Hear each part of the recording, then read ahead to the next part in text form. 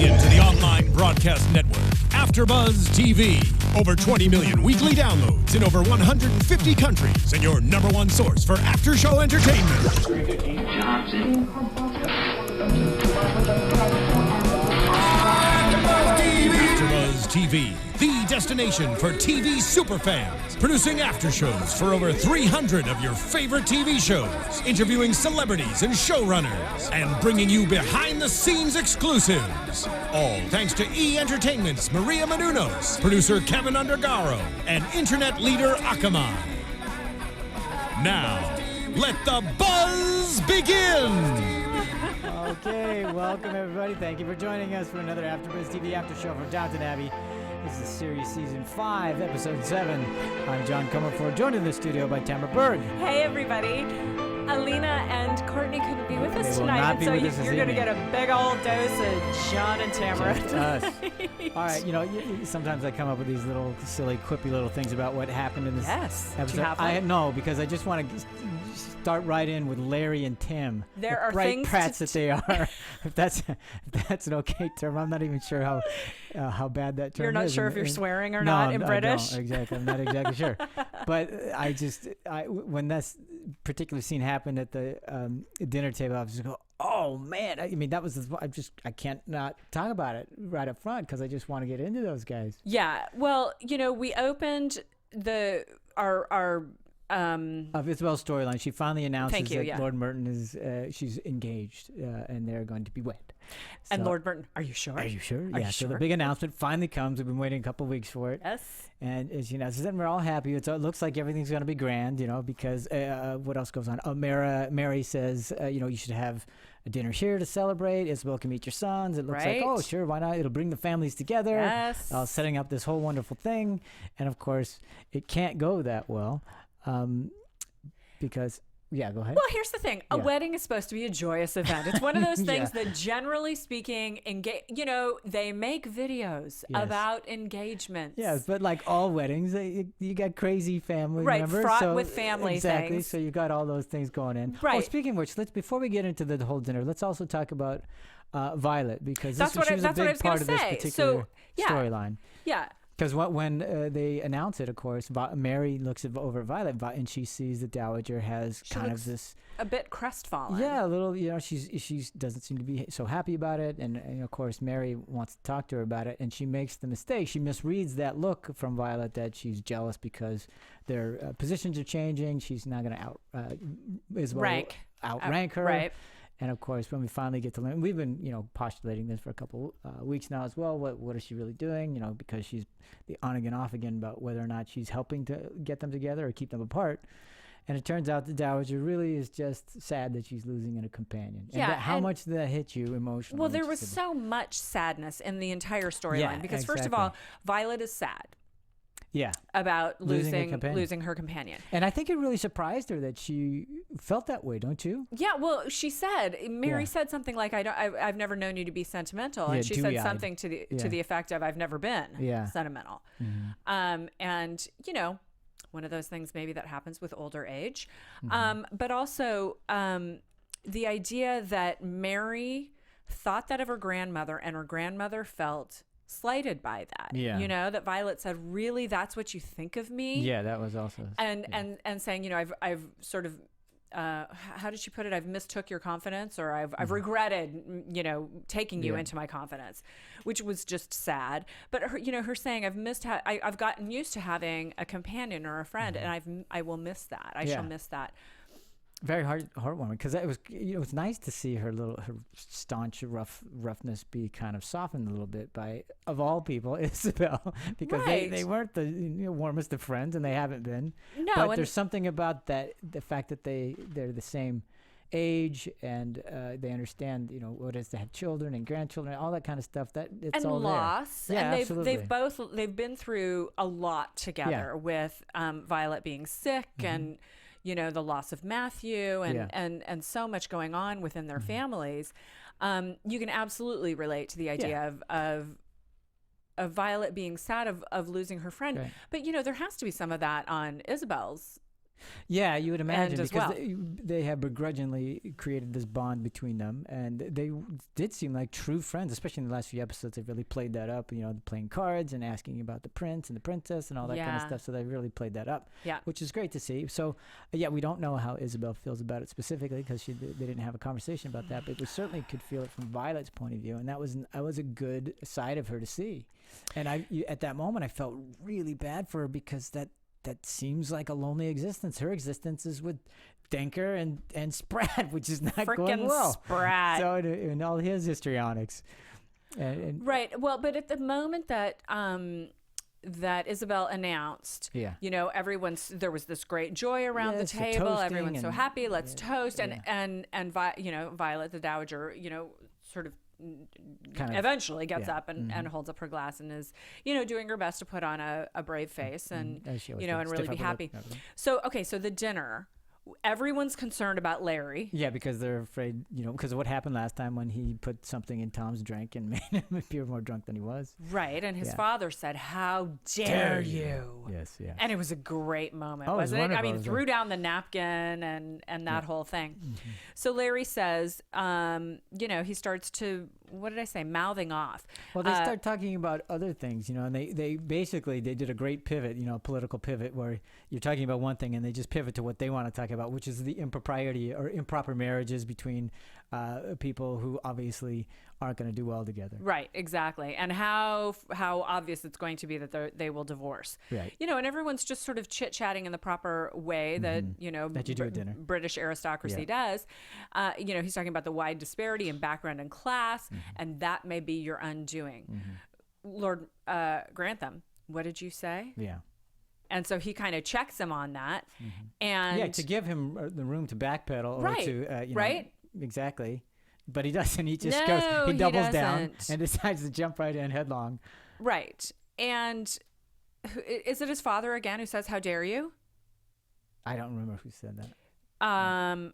Or it was Lord Merton. Well, Lord Grantham, rather. But everybody else was in shock except for Larry and Tim, who it seems to have decided pre-dinner, they'd come up with a game plan, or that's what it looked like. Right, exactly. Yeah. Well, and Larry says, you already boast, talking about the dubious choices in spouses that this family makes, essentially. Yeah. And he says, you already boast a chauffeur, now you could claim a Jew. That's it. Yeah, exactly. That is it. Yeah. That's it. But okay, so Tom is the one who calls him on it. Right, exactly. Don't you think that was weird?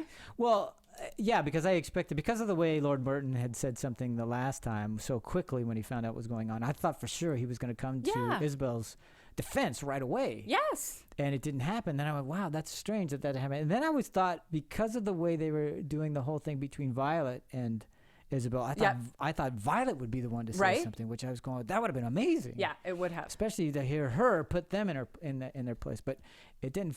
But Tom did it. So, but in a way, it certainly echoed the last time they were together when they were yelling at each other. Mm-hmm. So, and somebody had to say something. Everybody else was being too damn polite about the whole thing. And and not out of character for Tom to say something, but out of character that he would be the one who finally spoke up. Because you would think that the patriarchs of all the other families would come up before him. Because it seems so out of... I don't know what's the right term at the moment. Just incredibly uncalled for. Well, it was rude, it was insolent, all those things and everything. But I was going, wow, this seems out of proportion. I get that, okay, so they don't want their mother replaced or whatever. But to do it there in that way in front of everybody. And it's not like they're 15 years old. I mean, I know. Seriously. It's like, what do they have to worry about? And I understand that they're saying their position. But their position is secure because they're the sons of this guy. They're going to inherit everything.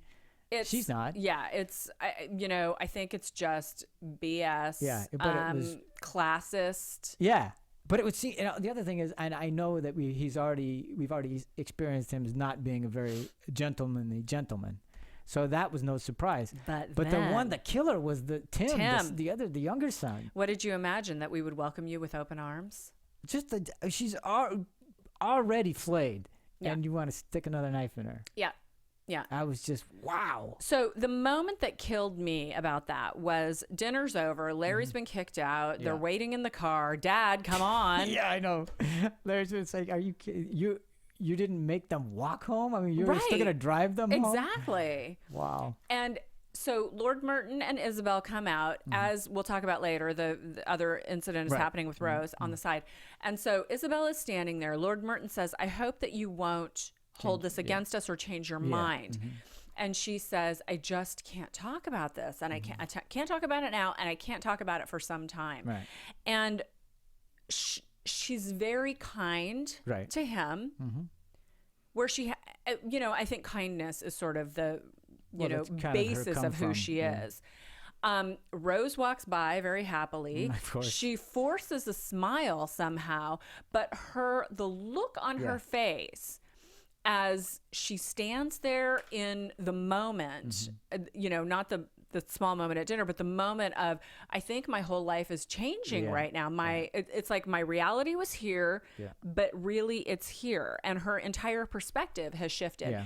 And the look on her face was so heartbreaking. I couldn't stop crying at the end of this episode. I really couldn't. I know. Well, it was reminiscent of I was speaking last week after Violet left the Drews and she'd realized that the baby's gone and all that other stuff. That look there. Yes. And they that's what I love about the show sometimes. Yes. Sometimes they just let the minute hold. And Yes. you just get to see it and let the actor play the moment. Right. And that's one of the things that we were talking about with this season, especially in the beginning, the series.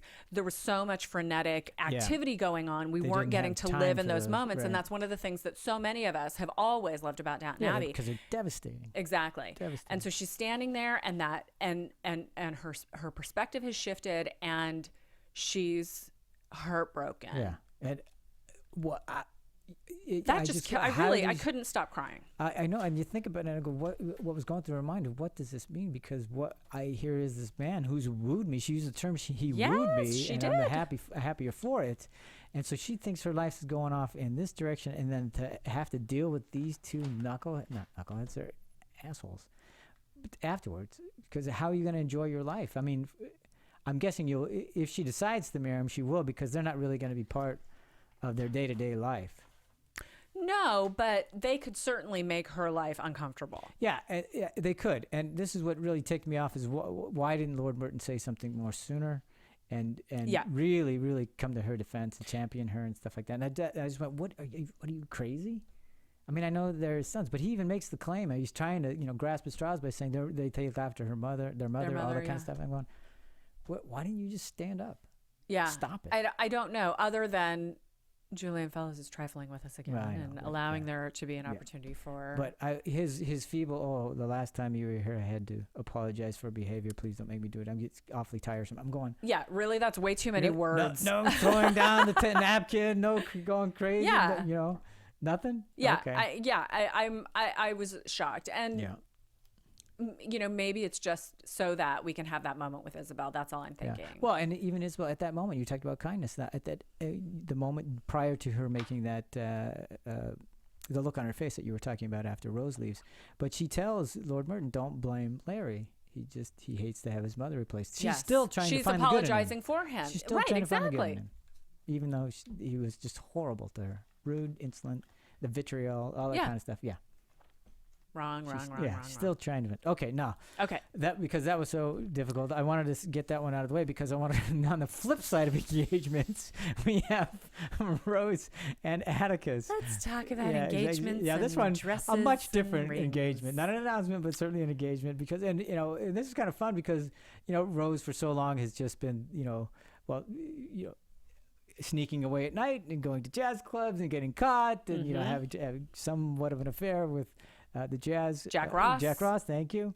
And then of course she finds Atticus while she's doing her noble work with the Russian refugees. Right. John and I had dinner together before this, and so there was a lot of rapid conversation between us. But one of the things that you were talking about was how Rose has sort of assumed the Sybil. The Sybil role, yeah.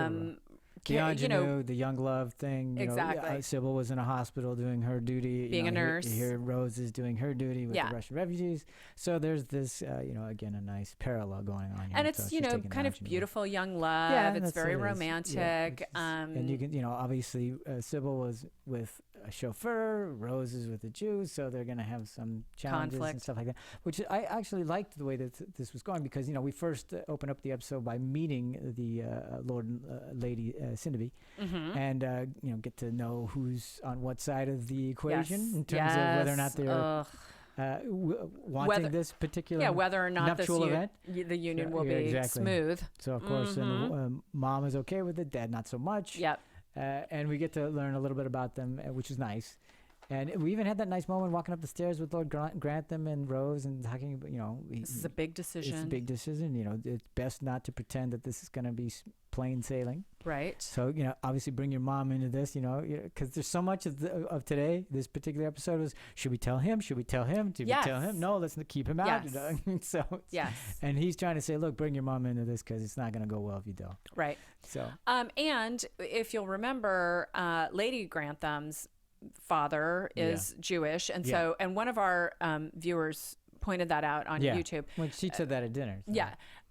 No, but last week. Oh, beg your pardon. In between the two episodes. So, this is sort of territory that has been, gone through by the family before. So, they know that there's a little bit of challenge, and Lord Swinderby, he does not look like a pleasant guy who's going to go easily into that arrangement. I'm sure his family's had a tough life on him. He's just beginning his position, and they're worried about, and it's tenuous at best and everything like that. So I'm sure he wants things to go smoothly, and if not just for that, but for his son. Well, and think about it. I mean, if he is this sort of pillar of the community, of the Jewish community, and that's how he's establishing himself, then have his son marry out of it. Exactly. Is the community going to move against him? And I'm sure that's a very important consideration for him.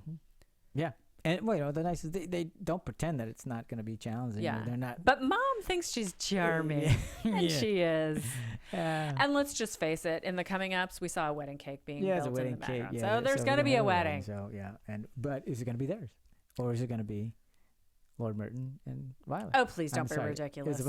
Okay, it's going to be the young one. It's the young love. Yes. It was kind of fun to watch, though. They were great. Giddy as all. Oh, the moment where it was just cute and sweet and just what young love engagement should be. I'm going, what? How you've known each other for what? How many weeks now? Yeah, weeks. Or whatever, and you've seen each other 5 times. Yeah. I mean, I'm sure there's been a few more that we haven't been. Yeah, but they're both super cute. Yeah, sure, why not? Yeah, but they're so gung ho about everything, but they know for sure. So. Yeah, well, and he said, look, here's the deal. We know we're gonna get married. Anyway. Let's just head through it. But I was also thinking, look, because all this other stuff that's happening right now, especially with the Isabel thing, you got to do something to break up the pain of all this stuff. So it was nice to have that moment of, just joy, positivity, and joy. Yeah. No, I was really happy about that. Yeah, you needed it. I did. Yeah. I was so upset about Isabel, but yes. Yeah.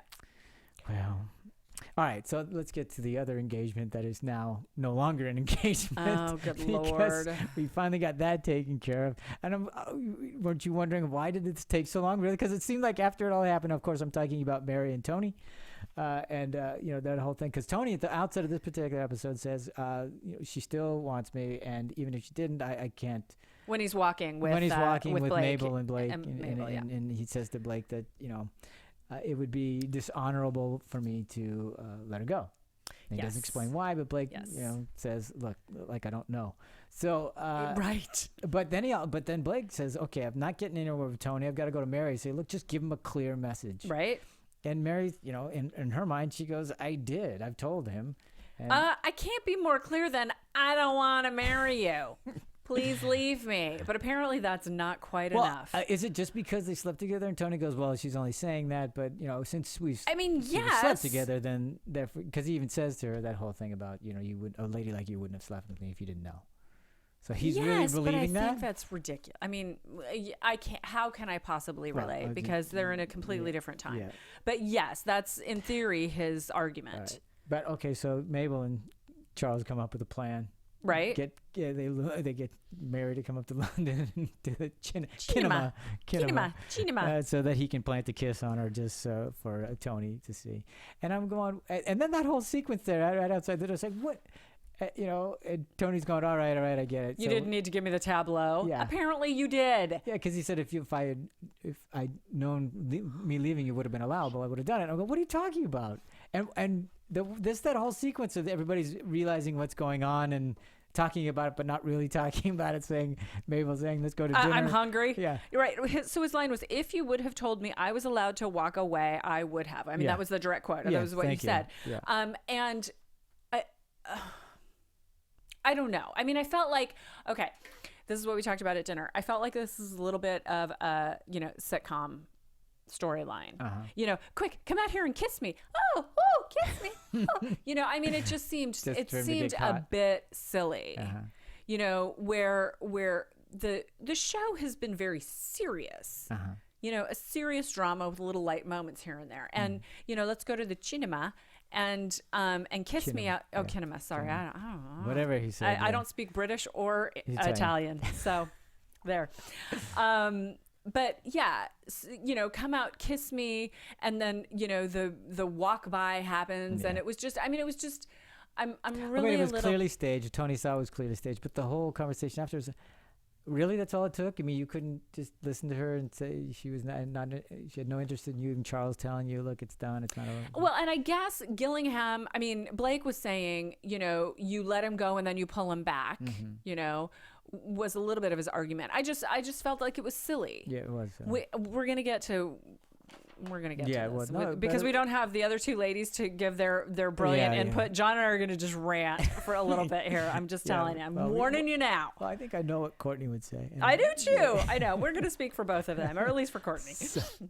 But that just cracked me up because it seemed like a whole storyline. Then it just stopped. That's why I'm saying it felt like a sitcom. Yeah.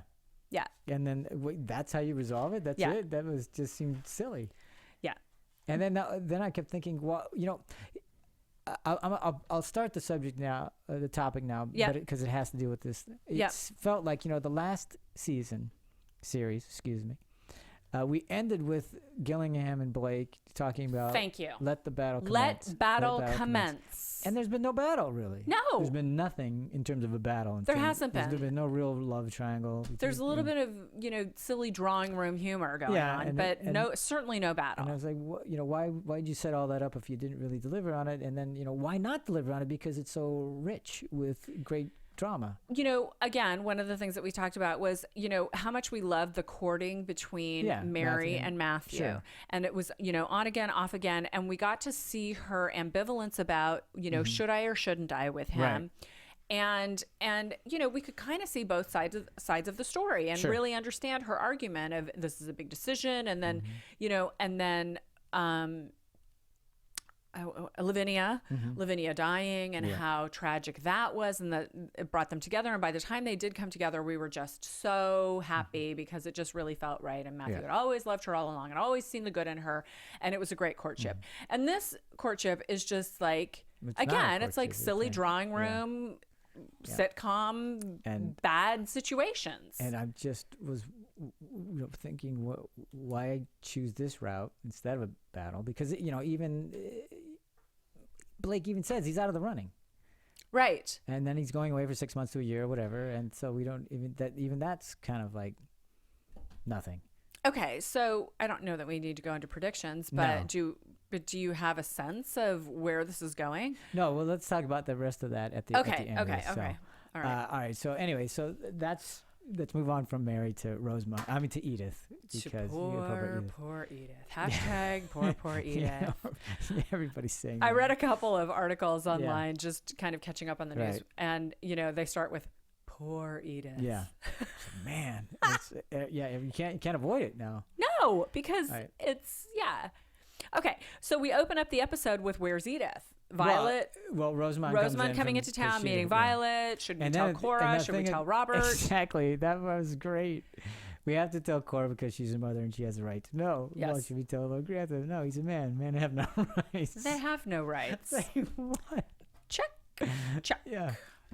I don't know what to say about that. You don't need to say anything because you have no right to say anything, John. John. I don't have a right to say anything except congratulations. It was a funny line. I loved it. Yeah. All right. So, all right. Before they get a chance to tell Cora anything, off screen, Marjorie Drew decides to visit and tells Cora everything. Yes. And of course she's what's the good term? Apoplectic. She's really pissed. She's highly indignant. Yeah, highly Cora's pissed is what I wrote. There you go, pissed. Okay. Highly but indignant. pissed in the American way, not in the British way. Yes. Yeah, exactly. I know what I'm talking That's about. why you said indignant. Indignant. So highly she indignant. admonishes Rosamund and Violet to find out what they knew and what why they would tell me and all that kind of stuff. So we get all that information out. Right. And what she knows. And I imagine she did feel completely betrayed. Obviously she did, because later on she tells when the Violet says, "Look, I'm not going to sleep at all. You can trust me." And Cora says, "How can you think I will ever trust you again?" Exactly. And then Rosamund says she doesn't mean it. On the contrary. It's the most honest thing she's ever said to me. And you go, whoa, there you go, nice. So, and I think this is one of those things that Cora probably will hang on to for, I don't know. I mean, for a long time. I'm assuming she'll eventually drop it, but this is something that is going to stick with her for a long time. Yeah. Well, here's the first consideration is that Rosamund and Violet were trying to protect the family, and I do get that, but we're talking about her daughter and her granddaughter. Yeah, exactly. And to think that you shouldn't include her with, but there's always, I gave my word that I wouldn't say anything, so right. But they always break their word on stuff when it's really important. So it's just so surprising that they didn't bring Cora in on this. Yeah. But then on the same thing, she says, "You should have told me. You should have told me." But we won't tell Robert. Yeah. It's like, what? Because we have a code. How does that work? Is it really because men have no rights? Do you need to grab the book, the code book, the ladies' code book? Yeah, I don't understand. Okay, it's okay. You won't. But she does, Cora says we need to find Edith and find out what she wants. Right. So, but still, why is it not okay why is it horrible for them not to tell you? Meaning, why is it not right for Violet and Rosamund to not include tell Cora? But it's okay for Cora not to include Lord Grantham. It's just like, what? It's his daughter. It's his granddaughter. How do you make that argument? Because he's more concerned about his dog. Oh, well, okay. Good point. Touche. I don't know. But I think we just have to consider the time. That's all. It was that there was a lot more secrecy in certain situations at the time. I do love how Violet had said the reason why they kept it a secret is because they were just trying to contain it. They just wanted to contain it. And, of course, the scandal and everything like that, which does make a lot of sense for them. And also, Cora felt the same way because when she goes to find Edith in London and Edith doesn't want to talk to her, she goes, okay, well, then we'll just talk it out right here. Yeah, right here in front of your employees. Give them plenty to talk about. So she knows the same thing. Yeah. She's clearly. So we have that moment where they do go to the publishing office. Well, wait a minute. I think it's great that Atticus is the one that comes up with it. He's going, wait, have you checked at her work? Didn't she inherit this giant business? Yeah, we actually, and truth be told, nobody else said anything. I didn't think about that. Well, only because I didn't think that's where she'd go. No. I thought for sure she'd just sell it or whatever, and just you to handle it, and I'll go away. Right. But no, so to her credit, she goes in there to do right by the publishing firm or whatever it is. And I go, wow, nice. But I just love that Atticus is the one because they've been saying for weeks, the family's been doing it for weeks, just, disregarding Edith and not caring and not really paying attention to her. Well, no, yeah, except that she's only been gone for a day. No, I know, last but episode and this episode. But those weeks prior, they have no interest in her, what she's doing. They know she's off here. I guess she's visiting. They don't really care. So it's true. It's that, and they don't even remember that she inherited the publish, because if they had taken a second to remember that, they might have come up with the same conclusion, because Atticus even says it's pretty obvious. Yeah, but they don't care. Yeah, that's what I mean. That's the point. It's like, God, he's right. And because he's an outsider and he doesn't have any of that history, he makes the completely obvious assumption. Because where the rest of the world would say, poor Edith, they go, it's just Edith. It's just Edith. So there she is at the publishing house. Okay, and they take her out to tea, and then Edith is coming hatching a plan, right? She's been, a day or two now. She's decided, what she's going to immigrate to America. Yeah. She's going to declare herself a widow, raise a child. Right. Good plan. No, because Cora has a better plan. And I was going, okay. And then I hear the plan. The plan is, of course, to come back to Downton Abbey. And I thought for sure when Edith said, no, absolutely not, I thought it was because she'd realized maybe this is not the best environment to raise my child in because of what I've been through. But no, apparently not, I guess. No. Cora's idea, bring her back, and you have the Drews tell them that they can't manage the children. Right. And since Edith is taking such a liking to her, she'll bring him into the Downton nursery. Yeah. Which I said was one of the scenarios. That's right. That was Jess again. Thank you very much. Tamara, she hit that on the head. You absolutely said the Drews, that. We can't afford this extra child. Can you please take her? Is that what you said? Something like that. I mean, yeah, it was about them not being able to afford to raise this extra child. And of course, that gets dispelled because Mary says just throw money at them, and then of course Cora comes to the rescue by saying, well, it's not really about the money. It's about you can't handle it. Right. You know. And then Rose has the audacity to say, well, that sounds kind of flaky. Sounds ridiculous. Like really? You would understand what it's like. You would know. Yeah. Right. Well, with help, it's easy. Hence these children. Yeah. It's look at what a handful they are as they run in for the 10 minutes while we hang out with them before dinner. And even Tom points to that. Oh, and then everybody goes, oh, yeah, you're right. Oh, you're right. They are a handful. Yeah. So do you think it's a good plan? Okay, well, I think we need to talk about what happens next in the plan. So they get Marigold. They go on the train. So it's Cora. Oh, yes, absolutely. Cora, Edith, and Marigold get on the train. Right. They arrive at the station and they see Mary on the platform. Holy heck. And Anna. Holy heck, we can't get off the train with this child because we've got her with her. So they get Mr. Drew to come on, take off the bags. Edith and Cora get off the train. Mr. Drew continues on because the deal is he's going to go to the next station and then come back again. They will come back to collect Marigold after Mary's long gone, and, all will be well. Except Anna sees that there is a child in with Mr. Drew. Right. Okay. So there's that. Yeah, but I don't know why they just didn't do this. Because it's a sitcom, John. I know. But why doesn't Corey just come off the platform and eat it with her? They go talk to Anna and Mary. Yeah. And while they're talking to him, Drew gets off and goes the other direction. And goes the other direction. What's the big deal? Because it's a sitcom, John, and there has to be some crazy shenanigans that happen, and oh God, masks and coats. I don't know. Okay, but so did you feel the sense of dread with Marigold being out of Edith's grasp? Yeah. Because everything is implausible on the show at this point. Yeah, exactly. So and they bring her right back into the Drew house where Mrs. Drew is really upset, beside herself with I don't want to let this child go. So much so that she's gone up to the Downton Abbey. To Downton Abbey. Right. But okay, so we don't have to dwell a lot on this because it will be all figured out by next episode in theory. But, Mrs. Drew was ready to flee with all of her kids with no notice. Mr. Drew told Edith that was what it was going to happen. So do you think that could be what's going to happen next? Well, at this point, sure. Why not? I know, right? It makes just as much sense as anything else. I think it's ridiculous if it did happen, I would throw the implausibility flag like crazy because I just don't think that Tim Drew would do that because he knows the plan and he agreed to the plan, and I don't think that would be fair to anybody. It wouldn't be fair to his wife now that she knows who that child is. Right. And how could you keep the child from her mother? How could you abet kidnapping? Right. I just don't see him doing that. Right. He doesn't seem to have. He has much more integrity than that. So, but I can see her being distraught enough, meaning Marjorie, right, to take the child for a bit and then think about it and bring it back. But I just have a hard time believing. But I did sense that when they were thinking that they were going to put Marigold back with the Drews, I went, "Are you nuts? Right? Are you nuts?" Yeah.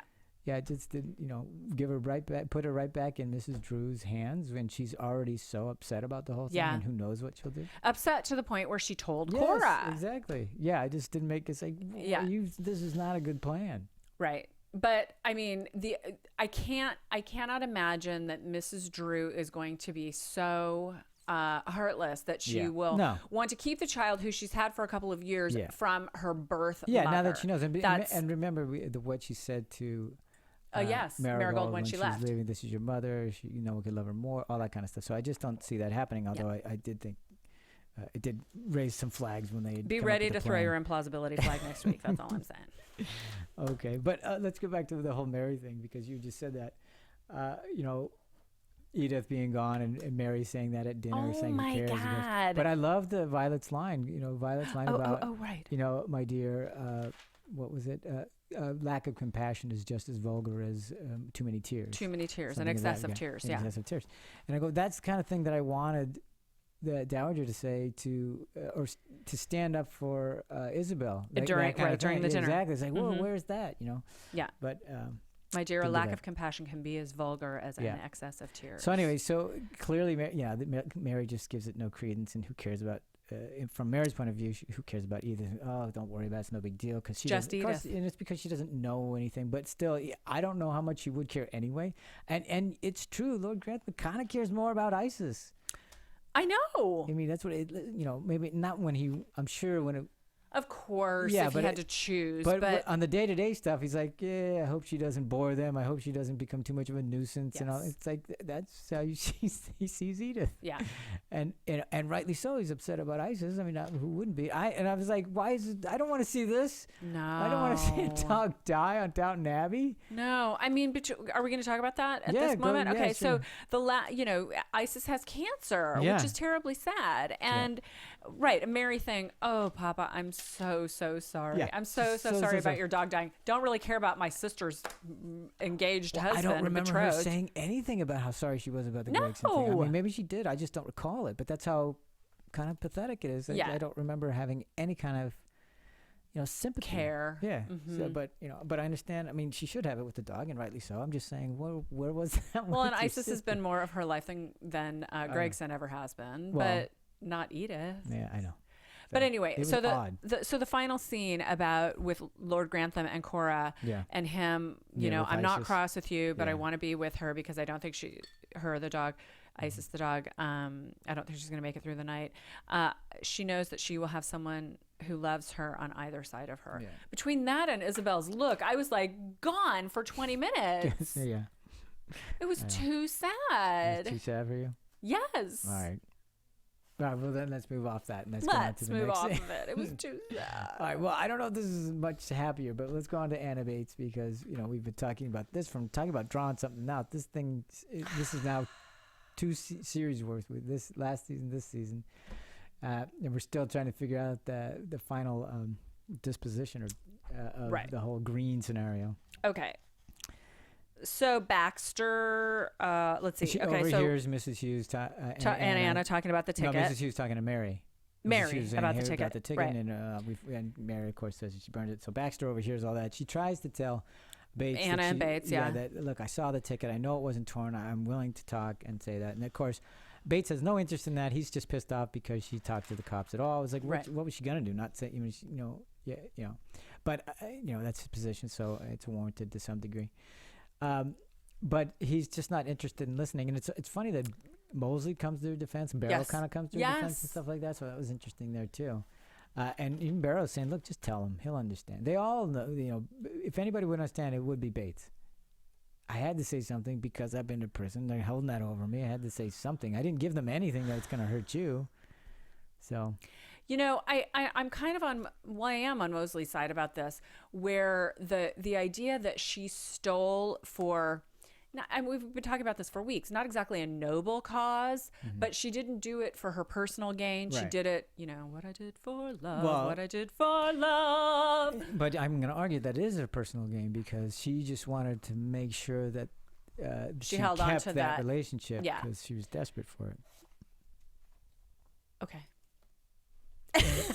Sorry, did I blow that out of your water? Well, the idea that, she, I mean, I don't know. I guess it's the idea that she's reformed, that Cora knows. Yeah, everybody knows. It's out in the open now. So, I mean, she doesn't have anything to worry. But again, I will say, I'm sorry to interrupt you, but the idea of doing it for love is more noble than doing it for money in some sort of weird, emotional judiciary that we've got. Mm-hmm. So that's my argument for that. Right. And that, she didn't go run off and, I don't know, tour Greece with it or something like that, But, and again, to Baxter's defense as well, and to her credit, thank you. She's saying to Mosley, look, I'm not going to defend myself. I'm not going to tell Bates because he has enough trouble. And what good is it going to do anyway? Yeah. and he has enough trouble other than And she's about right. rights. She is right. She's right. She is right. And speaking of which, we'll real quickly gloss over this because the Anna and Bates start talking about, because they think ostensibly that the whole green thing is handled, that they don't think that he has anything to do with going to London and stuff like that. Like at the end of the horror Exactly. movie. So they start planning their future. When the beautiful music And starts to play. Let's sell the house in London, buy a house here. We can let it out. And then at the last minute, But wait a minute, it's not just that. the murderer comes in with a knife and kills them both. But everybody's talking about it. Everybody's No, so I know. Patmore's got a house. Hughes and Carson have got a house. Now Anna and Bates. Bates. It's like Oprah. You get a house. You get a house. You get a house. So everybody's gonna be living out there near Downton, renting out places. Right.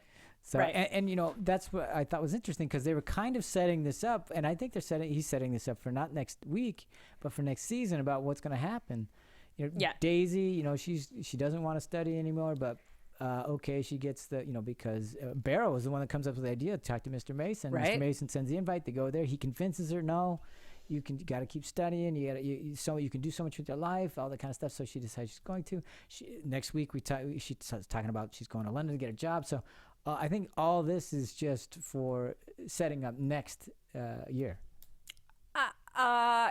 Yeah. But, This is, we discussed this a little bit off camera, but the idea that, it hasn't been stated yet that this is the penultimate season, but right. We've been kind of assuming as we were going into it, and not only we know you and that I they will have another season. That's all we know. Do we know that? Has I it been believe renewed? I think so. Okay. Let's just say it has, Okay. because otherwise we would have known that this was the last season. But then even on the message boards, people are saying, I feel like this is the last season. And not just our message boards. I'm reading them on all kinds of places. And so, but I think the reason why we all feel that way is because it feels like the second to last season. It feels like he's just marking time. And I'm sorry. I mean, it's rude of me to say it. So you're talking about Julian. I am talking about Julian Fellows. His storylines. And I just feel like, he's drawing them out too much for you. Thank you. Mm-hmm. So, this idea that we cared so much about Anna and Bates and Green last season. We were up in arms about it. It was an incredible storyline. Yeah. People, it made the news, aside from, talking about the show and entertainment, it made the news, and we were incredibly passionate about it. And, I tried to get the hashtag to trend. Unfortunate hunting accident, and we cared. And now we're nearly to the end of this series, and we have Green fatigue. We're sick of talking about Green, and he's dead, and so what? Let's just move on. Let's find something interesting to happen. Yeah. And I think that's terrible. It is. Well, I don't know what he was playing or thinking or trying to create, but it seems like he kind of spent all his capital on the Green thing last year to drag it out to a season's worth. I think it's too much to overcome. I think we just don't care. I don't care anymore. I just care that he's dead. And the idea that in the coming ups we see Anna and Bates both in the jail. Right. They're not in jail, but there you are see them bars, through and they are bars. sitting there. Yeah. So we know we're not going to go spend another season with the people in prison, because it was so boring the season that happened with Bates.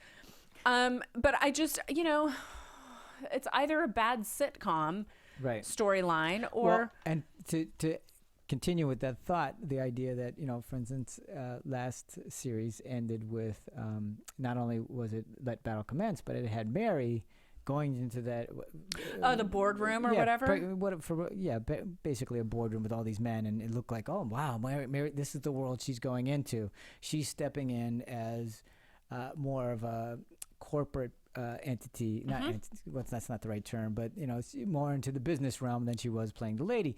And none of that this season. I was like, why? Oh, she did point out to the expensive plans I know, on again, why set that up if you're not going to use it? Because it could have been a very interesting storyline as well, to see her to have to navigate breaking barriers, that world. exactly, absolutely, and have people.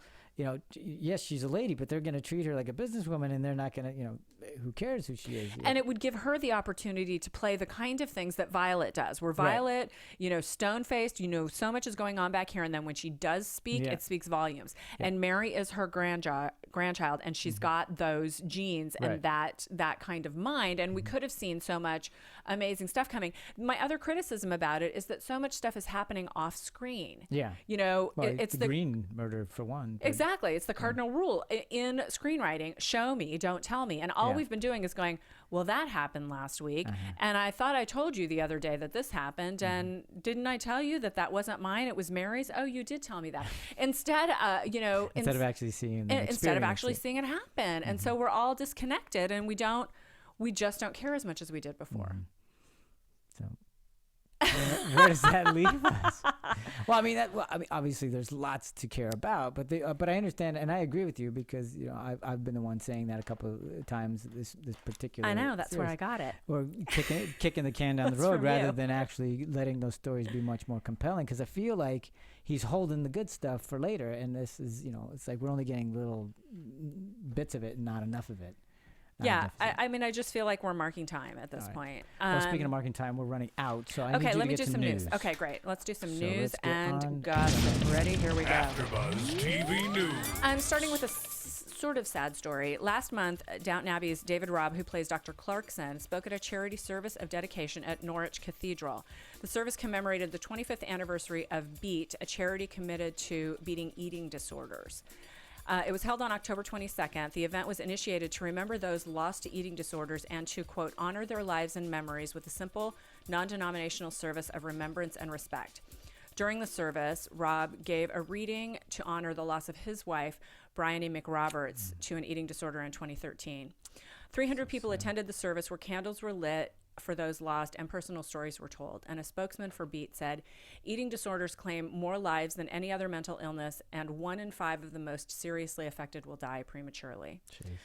BEAT provides helplines, online support, and a network of UK-wide self-help groups to help adults and young people in the UK beat their eating disorders. There's some beautiful video out there of him talking about his wife, and it's it's just very sad, and makes you once again love Dr. Clarkson. And it's just, it's really good to see that things are happening out in the world to help people with that challenge. That challenge, thank you. Downton Abbey is up in the ratings a little bit. Oh, nice. This week's show attracted an average audience of 8.34 million, up from 7.83 million from the previous week, which is good, according to ratings consultancy Attentional. And the more notable item about this is that Downton beat the X Factor in UK last week. There you go. Which is the first time that's happened in this series. Oh, really? Yeah, that it beat the X Factor. So that's good news. Downton Abbey is taking over the Disney Channel. What? Well, Doc McStuffins, at least. According to The Hollywood Reporter, Joanne Froggatt, who plays Anna Bates, Leslie Nichol, who plays Patmore, Matt Milne, who played Alfred Nugent. Got it.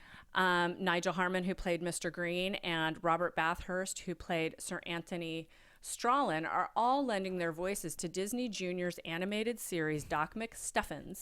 Their episode titled Let the Nightingale Sing will premiere on Sunday, November 2nd in the U.S., and it will air in December in the U.K. In the episode, Doc and the toys magically travel back to 19th century England, where they meet a young Florence Nightingale, played by Joanna Froggatt. There you go. So and help her realize her dream of becoming a nurse. So Downton Abbeyite. Yeah, like a whole slew of them. Yeah. Thank yous and shout outs to Regina Montanola, Aaron Griffin, Lori Guthrie, Gemma Thomas, and Miss Ramey 100. Oh, and the story I talked about how Atticus Aldridge got his name. I tweeted that out and tagged Matt Barber, who plays him. And he favorited my tweet. Look at that. Way to go, Matt. Nice. Good deal. All right. That's what we have for news. All right. Last words. Anything? What are you hoping for next week? Well, okay. So we see a wedding cake. There's going to be a wedding. Yeah. Mommy's going to be annoyed. Rose's mommy. Yeah. She's going to annoy everybody. Anna and Bates are wearing awfully fancy clothes in the pictures that they've released for next week's episode. So they're coming straight from the wedding. Either they were going to the wedding, or it was... Yes. Yeah, okay. Anna's in a lineup. I think it's all going to be silly and ridiculous. Not all of it. Not all of it. All of it. Not all but of it. Just enough. I really hope the green thing is resolved by now because I'd like to see the Christmas special be Isabel's wedding.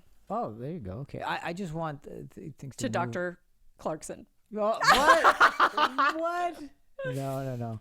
I somehow would love to see Larry and Tim get their comeuppance. Ah, that would be so good. It would be nice. I don't know how or if, but it'd be wonderful to experience. It would be. Yeah. And I want the green thing. Obviously, I want to resolve mostly because I want to get back to the really compelling storylines that we've had in the past, the ones that don't take a whole 16 episodes to. Right? What are they doing? American TV with 16 episodes? For goodness sake, that's ridiculous. That's 2 series worth of it. Yeah. So anyway. I love the moments where we get to really see some character development and we were talking about at dinner, there are so many moments that we cared about in past series, and there really hasn't been one this series. None of this season. And unless you count Atticus and Rose. But sure. I mean, really, come on. All right. So anyway, let's tell them where they can find you. You can find me on Twitter at Tamara Berg, TamaraBerg. Also, my website is tamaracentral.com. All right, and the only place you can find me is right here next week when we for the finale. That's right. We'll bring wine. The finale before the Christmas show. Yeah, they call this the finale, and that the Christmas special. And then the Christmas special. So we'll be here. Hopefully, for the finale we'll all next week. be here. And I hope you tune in. We'll talk to you next time. Thanks everybody.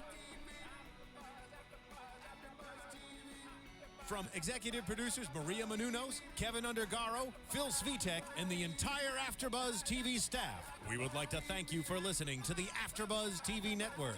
To watch or listen to other after shows and post comments or questions, be sure to visit AfterBuzzTV.com. I'm Sir Richard Wentworth, and this has been a presentation of AfterBuzz TV. Buzz you later. Cup of tea. The views expressed herein are those of the hosts only and do not necessarily reflect the views of AfterBuzz TV or its owners or principals.